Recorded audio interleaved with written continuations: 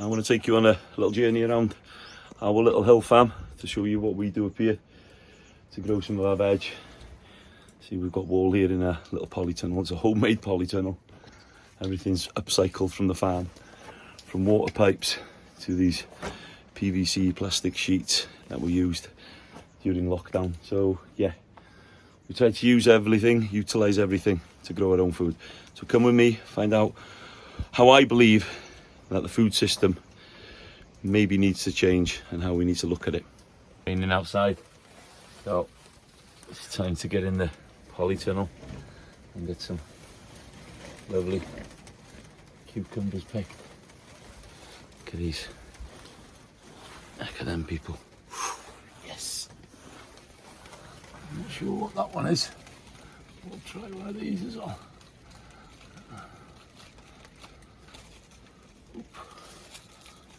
We just might need the knife on that one. Oh.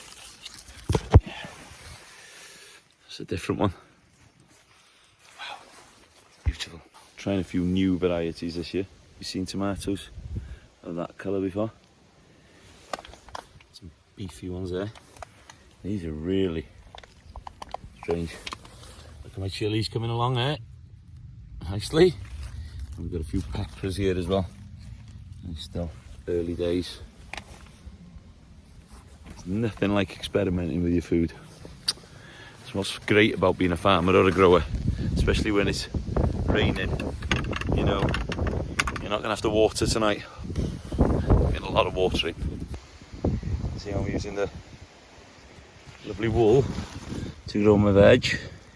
A few carrots down here as well on the sides. Baby carrots. You see where the weeds just grab onto the sides here.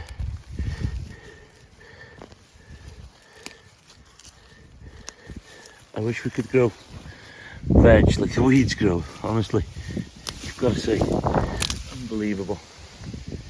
There's some lovely lettuces here. And we've got cabbage, collies, leeks, we've got chard, all different. We've got beetroots down there, carrots, leeks, we've got runner beans there. We've got a few peas. They failed, the majority of them. We've got a few here. Yeah, just hanging in there. I haven't put anything to hold them up yet. We haven't had time. Parsnips there, sweet corn there, and we've got broccoli and onions as well. Plenty of food to feed the family over the winter. And the radish have run to head, so they'll go to Levi to the pigs, and they'll be cracking for that job. Yeah. That's the only problem. Feast of the famine. There's some in there, that'll be okay as well. Yeah. This is what happens when we have no water. So these tubs are full, and these tubs were planted with potatoes. You see, just a solid block. Look at that. Solid block, but all the water's gone out. I didn't water these at all. As you should have, a little bit far from the house. You can see potatoes are very, very small. Tasty, but nothing can survive without water. So the potato has sucked every ounce, every last drop of water from the soil so it could survive. And that's what we have. And this is, you know, something as a farmer that can really be frustrating. This is more on the outside of the, maybe it's got a few bigger potatoes. They're not bad. This is it.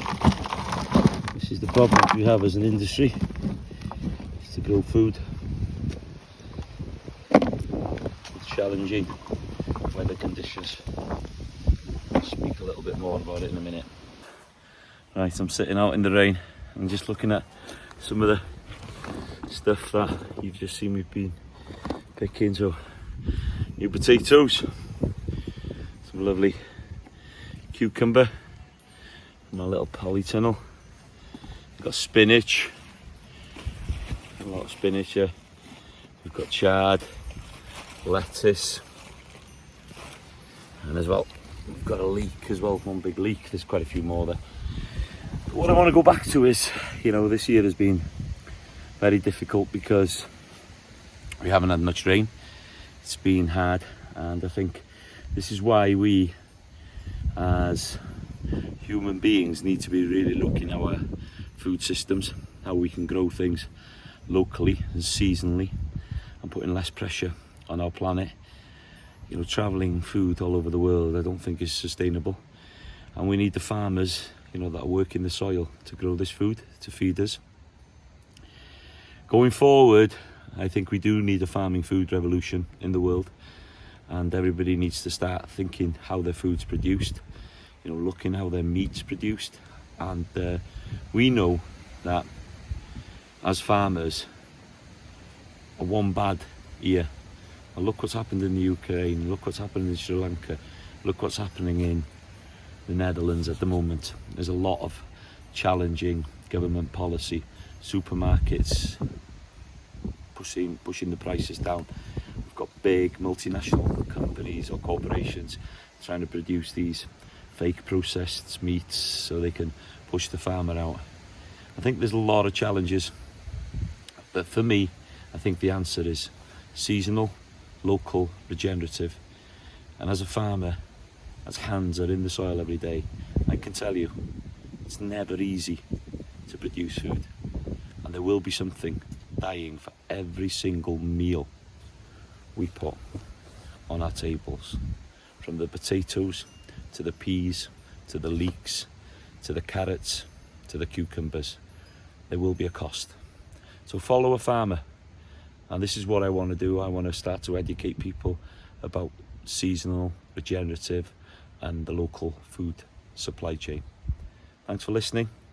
If you're enjoying the content, you can subscribe and you can follow for more.